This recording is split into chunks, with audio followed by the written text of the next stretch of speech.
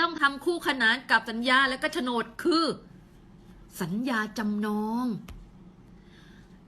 ให้ลูกหนี้กับเราโทรเข้าไปค่ะถ้าใครมีสัญญามีโฉนดเก็บไว้ให้ท่านทำเพิ่มค่ะแต่ถ้าท่านยังไม่มีอะไรเลยสัญญาก็ไม่มีโฉนดก็ไม่ได้เก็บแต่ให้เงินไปแล้วอาจารย์โอนเงินไปแล้วมีไหมคนที่โอนเงินไปให้เขาแล้วไม่มีสัญญามีไหมคะถ้ามีจบจากอาจารย์นี่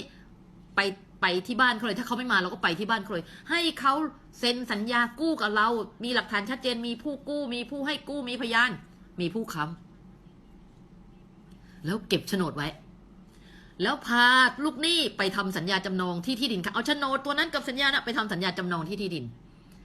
ทำนิติกรรมจำนองแล้วเก็บสัญญาจำนองกับโฉนดและก็สัญญากู้เงินการจำนองคือการประกันการชำระหนี้การประกันการชำระหนี้คืออะไรเมื่อเขา